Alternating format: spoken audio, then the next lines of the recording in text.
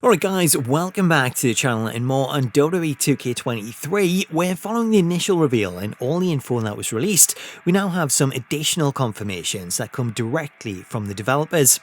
These new confirmations come as part of several interviews that were held to promote the game's reveal, with the interviews featuring WWE Games Creative Director Lynell Jinks, Associate Gameplay Producer Bryan Williams, and the 2K Showcase Lead Designer Dino Zucconi. If you want to read the interviews in full, then I'll leave links to both Screen Rant and the Wrestle Buddies podcast in the video description. However, in this video I'm going to go through all of the new details those interviews contained and summarise it all together in one. So let's jump straight into this one. We're going to start out with some new information on the 2K Showcase, as Showcase lead designer Dino Zucconi revealed that it was his idea to switch things up this year and have players take control of John Cena's opponents, as he felt that it would not only play into the hands of those that dislike Cena by giving them the chance to beat him, but it would also help put across John Cena's message of never give up.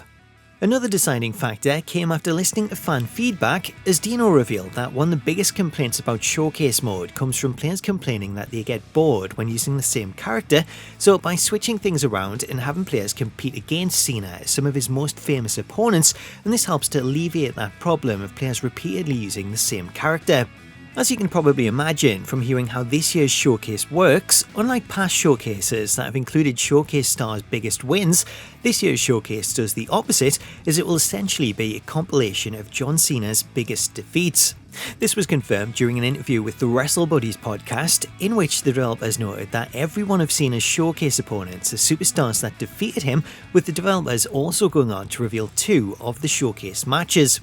The first match announced is the first match of Showcase mode, which was confirmed to be John Cena's Smackdown debut, and while no opponent's name was mentioned, as I'm sure a lot of you already know, Cena's Smackdown debut came when he answered Kurt Angle's open challenge on the June 27th, 2002 episode of Smackdown. Having this match confirmed for the showcase means that we should be getting Cena's debut attire, along with the classic 2002 Kurt Angle and the old Smackdown stage with the giant fist.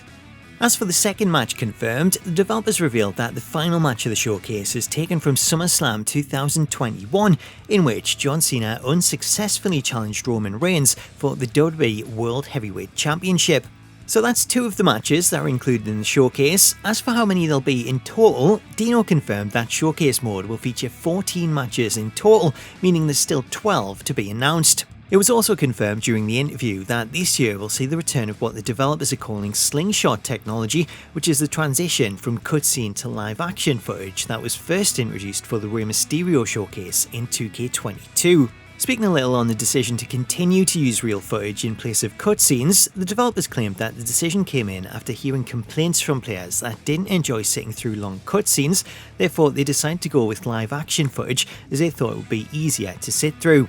Accompanying the live action footage, it was also confirmed that John Cena will narrate the showcase similar to the way Rey Mysterio did in 2K22, with a documentary style of the storytelling from Cena said to be especially good, so much so that Bryan Williams described it as something that you could put on A&E and it would easily generate at least 2 million viewers. So that's some of the new details regarding the 2K Showcase. However, let's switch topics and talk Universe mode, as this was another area that came up during interviews, with the devs again going on to confirm some new details. According to the interview, WWE's Creative Director Lynell Jinks revealed that this year they have given players more control over what happens during matches, as players are now able to select certain actions before the match, which they can then watch play out as the match begins. In the example given, Jinks noted that if you want to have Bobby Lashley shake hands with MVP before the match, but then at the last second you want him to punch him, then those sort of actions and cutscenes are things that you can now assign to a match, where you can then sit back and watch them play out to see how it affects the rivalry. Jinks then went on to reveal one of the biggest changes by talking about changes to gameplay, where it was revealed that the developers have reworked fatigue and stamina, which in turn means that superstars will behave differently as the match goes on, whether that means walking around a little bit slower or getting hit by moves that send them into the corner, where certain moves can then be performed that aren't usually available elsewhere. Bryan Williams then jumped in and added another of the new gameplay updates, which sees the addition of taunting when holding weapons, which he sees as yet another way that players will be able to tell stories within their matches. Switching over to the Creation Suite, this is another area that the developers have noted big improvements, as Lynell Jinks talked about how as a designer, he was never happy with how created superstars looked in comparison to the stars created by 2K. Therefore, in WWE 2K23, the goal was to get Creation Suite superstars at the same level of fidelity as the 2K superstars, which is something Jinks feels that they achieved. While Jinks stopped short of announcing any new creation features or upgrades to existing ones, he did say that when you look at creations that he created in 2K23, then they're on par with the 2K superstars, and for that reason, he can't wait to release the game to the community and see what they create. Jinks also touched on the return of advanced options in Create an Entrance, where he confirmed that players will have complete freedom to mix and match entrances, such as giving a player Shotzi's tank while they're on the stage, then switching it out for a little scooter in the middle of it, before then going on to pose like The Rock. What that sentence also did was appear to confirm Matt Riddle will have his scooter during his entrance, as Riddle's entrance is the only one to potentially use one. Finally, let's talk war games, as I'm sure this is a reason that a lot of people have tuned in, and thankfully, thanks to the dev interviews, we now have a better understanding of how it'll work. Starting with the beginnings, Jinks revealed that war games is something they began working on for 2K22 when they rebuilt the game engine, as prior to 2K22, developing a mode like war games was near impossible, as all of the ring elements were hard-coded into specific locations. Therefore, to enable them to begin even creating this match, they had to completely rework the engine so that elements like the ring were dynamic and players could interact with them freely regardless of the location. The first test of this came in 2K22's backstage area, where we seen a ring-like setup using boxes, as this was the first example of 2K using the reworked engine to allow players to climb and wrestle on a platform that wasn't hard-coded to a specific location. Following this, work began on the War Games match, with the developers introducing two rings set up next to each other before then going on to add the cage and beginning to work on all of the different elements that the match involves. Speaking on how the match plays, the developers revealed that two players will start out in the ring, while the rest of the 3v3 or the 4v4 team are held in the cages behind the crowd. Once the timer reaches the required time, a team member is then let out of the cage, and the player has the option to either get straight into the ring or go under the ring to pull out weapons, which they can then slide into the ring and bring into the match.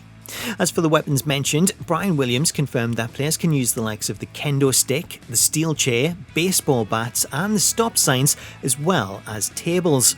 He then went on to confirm that players will also be able to fight on and dive off of the top of the cage, with springboard elements also added that will allow players with the springboard ability the chance to springboard between rings. Speaking on the area between the rings, Bryan referred to this as the trench, and he also noted that moves can be performed in this location, though no specific moves were announced.